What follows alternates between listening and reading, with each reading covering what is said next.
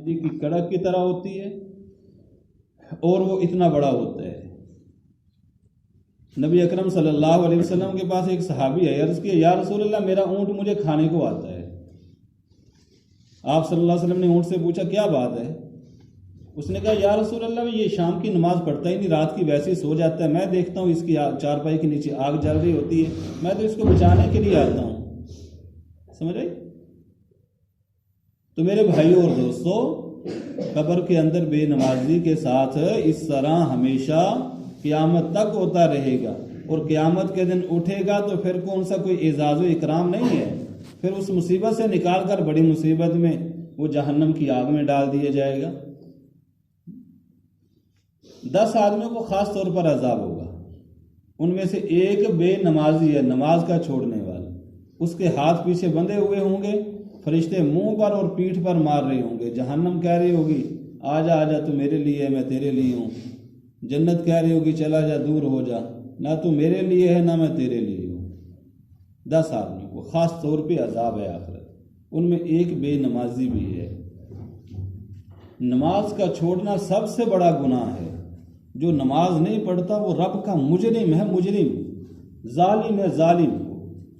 ظالم کیسے ہے؟ اللہ کا حق ہے، جس کی دن رات ہم نعمتیں کھاتے ہیں، سردی کا موسم ہے کتنی نعمتیں اللہ کی استعمال کر رہے ہیں، چائے پی رہے ہیں، انڈے کھا رہے ہیں، گرم چیزیں، کیا کیا کچھ، اس رب کا حق ہے جس نے سب کچھ دیا ہے، اس کا کوئی حق ہی کوئی نہیں ہے۔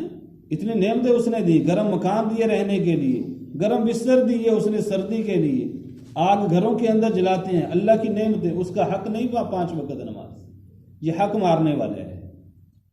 اور 3 جو عذاب ہے نا، وہ جب بندہ قبر سے اٹھے گا تو 3 طرح کا عذاب اس وقت ہوگا بے نمازی کو۔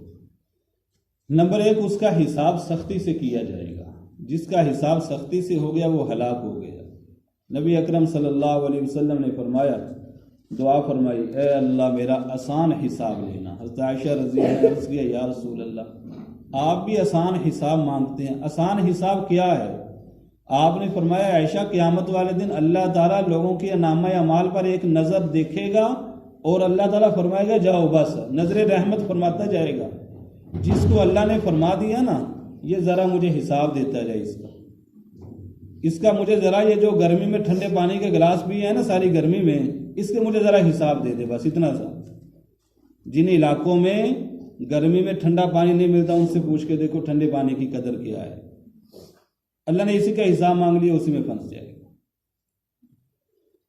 تو سختی سے حساب کیا جائے گا۔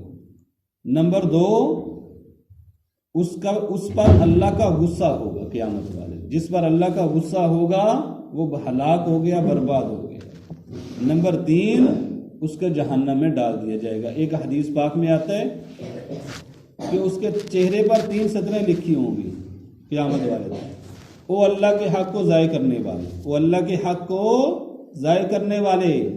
دنیا میں اس رب کا، اس اللہ کا، اس مالک کا حق تھا جس نے سب کچھ دیا، تو اس اللہ کے حق کو ایک دن ضائع نہیں کیا، ایک رات ضائع نہیں کیا، 2 دن نہیں، 3 دن نہیں، 8 دن نہیں، صرف جمعے کی نماز پڑھتا رہا، جمعے کی نماز بھی چھوڑ، صرف عید کی نماز سال میں پڑھی، عید کی نماز بھی نہیں، زندگی میں مسجد میں گیا ہی کوئی نہیں، ایک دن حق ضائع نہیں کیا اس رب کا۔ تو اس کے چہرے کے اوپر لکھا ہوا اللہ کے حق کو ضائع کرنے والے۔ نمبر 2، وہ اللہ کے غصے والے، اللہ کے غصے والے کہ تیرے اوپر اللہ کا غصہ ہے۔ تیسری سطر، جیسے تو دنیا کے اندر اللہ کے حق کو ضائع کرتا رہا، آج اللہ کی رحمت سے نا امید ہو جا، آج اللہ کی رحمت کی امید نہ کر۔